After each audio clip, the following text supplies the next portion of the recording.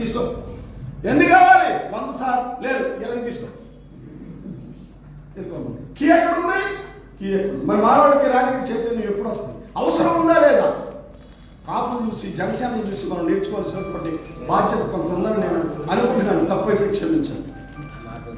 జనసేన కాపులను చూసి మనం నేర్చుకోవాల్సినటువంటి బాధ్యత. వాళ్ళకంటే మనం ఎక్కువ ఉన్నాం జనాభా. నేను అందుకనే అంటాను, మాల పట్ట విస్తారంగా ఉంది, కోతవండ్రు తక్కువగా ఉంది. ఓట్లు మనవి, సీట్లు మీవా. కాపులు మేలుకున్నారు, లాభం లేదనుకున్నారు. పోయినసారి మీరేమనుకుంటున్నారు? జనసేన, తెలుగుదేశం, బీజేపీ పార్టీల యొక్క రాజకీయ పార్టీల సంఘీభావం, రాజకీయ పార్టీల అది కలయిక అనుకుంటున్నారా మీరు? నేనైతే అనుకుంటలేదు. అది caste alliance, not political party aliens.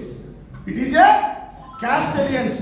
Kapu, Kamma, కులాలు ఎలియన్స్. కాపు, కమ్మ, కుల ఎలియన్స్.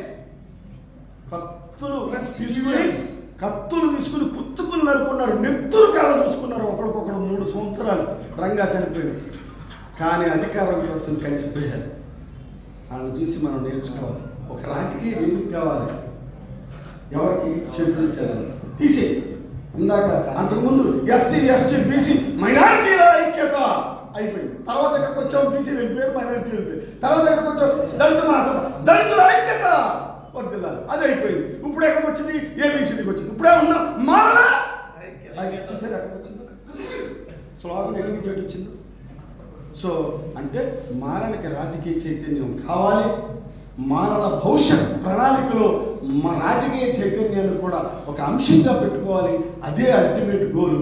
దానికి పునాది మాల పెద్దల సమాజము, మాల యువత సమాజము, మాల మహిళల బ్రిగేడు, మాల సమాజ సంఘ నిర్మాణం జరిగి మాలలో ఒక ఫత్వా జారీ చేయాలి. ఒక ఎస్సీ ఫైనల్గా ఒక్క 5 నిమిషాలు చెప్పేస్తున్నారు తమ్ముడు. ఒక ఎస్సీ నియోజకవర్గం కంట్రీగా గ్రామ పంచాయతీ, కంట్రీగా గ్రామ పంచాయతీ. ఆ కంట్రీగా గ్రామ పంచాయతీలో ఎస్సీ రిజర్వేషన్ అయింది. అక్కడ ఎవరున్నారు? ఎక్కువ మంది మాలవాళ్ళు ఉన్నారు. ఓట్లన్నీ 1000 ఓట్లు, గ్రామ ఓట్లు 1000, 2000 అనుకుంది, 2000 గ్రామ ఓట్లు. ఎస్సీ వాళ్ళు ఎన్ని, మాలవాళ్ళు ఎన్ని? 1000. మాది వాళ్ళు ఎన్ని? 200. ఇంకోళ్ళు ఎన్ని? 100. మిగతా ఓట్లు 1000 ఓట్లు ఎవరి? బీసీ, కమ్మ అవి ఒక 1000 ఓట్లు, మన ఏమో ఈ ఓట్లు.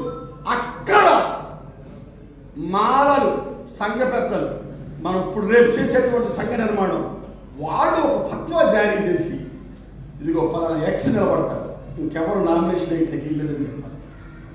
లేదు, దానికి ముందే నలుగురు కంటెస్ట్ చేసేయండి. 1000 ఓట్లు ఉన్నటువంటి మాల గ్రామంలో 4 పోటీ చేయండి. ఆ 4లో 250 ఎవరికి వస్తే వాడే విన్ను.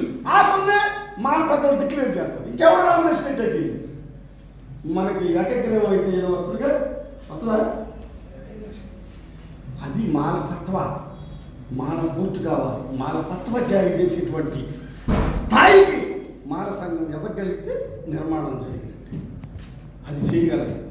సో అంతిమ లక్ష్యంగా రాజ్యాధికారం లేని జాతి అంతరించిపోద్ది కాబట్టి కాపులను చూసి మనం నేర్చుకోవాలి. మాల జాతి అంతిమం లక్ష్యంగా మాస్టర్ కీని తీసుకుందాం. ఉన్న రాజకీయ పార్టీని మనం నిర్మాణం చేసుకుని ఒక పార్టీ పెట్టుకోగలమా? పెట్టుకుంటే అందరం దాంట్లో, పెట్టుకోలేదనుకోండి నిర్మించిన పార్టీలోకి వెళ్ళి ఆక్యుపై చేయాలి. మీకు పొలిటికల్ పార్టీలో కూడా ఇదిగా ఉంది. నేను బీఎస్పీలో పోటీ చేశాను కదా, మన విజయవాడలో కూడా పెట్టుకున్నాను. పరంజ్యోతి గారు మాదిగా మార్చేశారు.